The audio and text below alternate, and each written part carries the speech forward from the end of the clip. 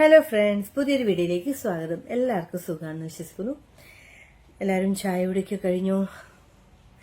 എനിക്കാണെങ്കിലേ ഇന്ന് വലിയൊരു മൂഡൊന്നുമില്ല.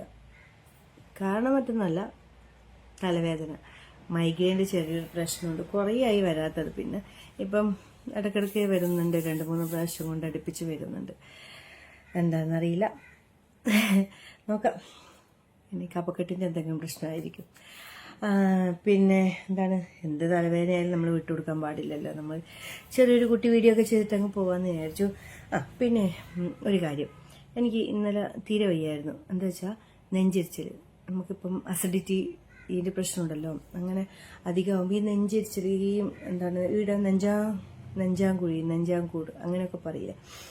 അവിടെ ഈ കുഴീൻ്റെ അവിടെ നല്ലതാണ്. ഇവിടുന്ന് ഈ എരിച്ചൽ തുടങ്ങും. ഇവിടെ വരെ ഭയങ്കര എരിച്ചിലാണ്. പിന്നെ നമുക്ക് ചില സമയം ഇങ്ങനെ എരിഞ്ഞെരിഞ്ഞ് അതൊരു ഇങ്ങനെ കുളത്തി വലിക്കുന്ന മാതിരി ഇങ്ങനെ വലിച്ചു കൊണ്ടുപോകും. ബ്രീത്ത് വരെ കിട്ടാത്തൊരവസ്ഥ. അപ്പോൾ പെട്ടെന്ന് ഇങ്ങനെ എന്തെങ്കിലും വന്നാൽ, എന്തെങ്കിലും ഒരു ടിപ്സോ കാര്യങ്ങളോ ഉണ്ടെങ്കിൽ എനിക്കൊന്ന് പറഞ്ഞു തന്നെ. ഡോക്ടർക്ക് പോകുന്നതിന് മുന്നേ നമുക്ക് ടിപ്സും കാര്യങ്ങളൊക്കെ നോക്കാമല്ലോ. എന്താണ്, നെഞ്ചരിച്ചിലൊക്കെ അധികം പേർക്ക് ഉള്ളതാണ്. പിന്നെ അതൊരു ഓവറാവാൻ പാടില്ല എന്നൊക്കെ കേട്ടിട്ടുണ്ട്, അറിയാം. അപ്പോൾ എന്തെങ്കിലും ടിപ്സോ കാര്യങ്ങളോ എന്തെങ്കിലും ഉണ്ടെങ്കിൽ എനിക്കൊന്ന് പറഞ്ഞു തരാം കേട്ടോ. നെഞ്ചരിച്ചിൽ വരുമ്പോൾ പെട്ടെന്ന് ചെയ്യാൻ പറ്റുന്നു. ഡോക്ടറെ കാണിക്കാം, അതിന് മുന്നേ ചെയ്യാൻ പറ്റുന്ന എന്തെങ്കിലും ഉണ്ടെങ്കിൽ പറഞ്ഞു തരണം കേട്ടോ. ഇന്നലെ ഞാൻ കുറേ ബുദ്ധിമുട്ടി. ഇന്നലെ എന്താണ്, അമ്മു യൂട്യൂബൊക്കെ നോക്കി ജീരകം മഞ്ഞളൊക്കെ തിളപ്പിച്ച് കുടിക്കാനൊക്കെ തന്നു. അപ്പോൾ ഇത് ഗ്യാസിൻ്റെ പ്രശ്നം എല്ലാം കൊണ്ടാണ് ഈ നെഞ്ചിരിച്ചിൽ, എന്താണ് അറിയില്ല. അപ്പോൾ ആർക്കെങ്കിലും ടിപ്സോ കാര്യങ്ങളോ അറിയാമെങ്കിൽ, മീൻസ് നിങ്ങൾക്കൊക്കെ നെഞ്ചിരിച്ചിൽ വരുമല്ലോ. അപ്പോൾ എന്താണ് ചെയ്യുന്നത് എനിക്കൊന്ന് കമൻസിലൂടെ അറിയിക്കണേ. പിന്നെ എൻ്റെ വീഡിയോസൊക്കെ കാണുന്നത് കുറവായി തുടങ്ങി. എന്തെങ്കിലും ദേഷ്യമോ കാര്യങ്ങളോ ആർക്കെങ്കിലും ഉണ്ടോ എന്നോട്? അപ്പോൾ ഞാനിപ്പോൾ വന്നത് 2 വരി പാട്ട് പാടിയിട്ട് അങ്ങ് പോയേക്കാം. എൻ്റെ തലവേദനയ്ക്ക് ഒരു ആശ്വാസമാവട്ടെ.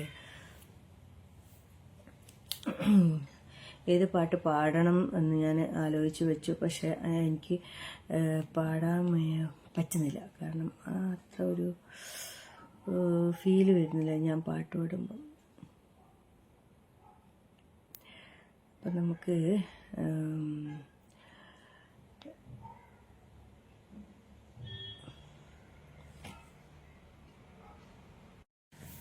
അപ്പോൾ ഒരു കവിത കേട്ടാലോ?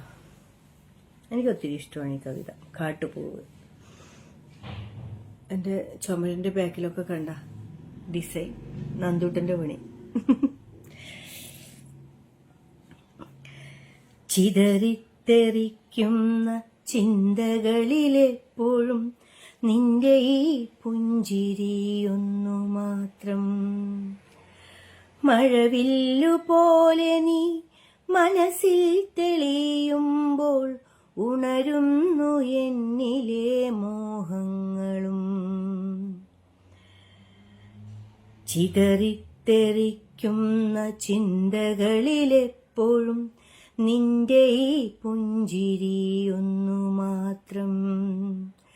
മഴവില്ലുപോലെ നീ മനസ്സിൽ തെളിയുമ്പോൾ ഉണരുന്നു എന്നിലെ മോഹങ്ങളും.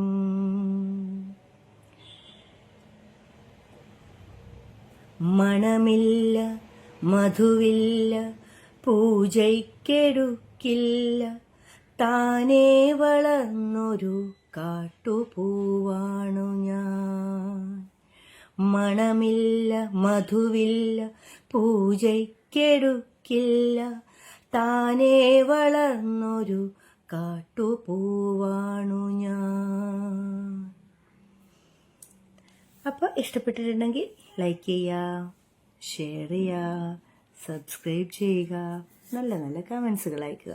അപ്പോൾ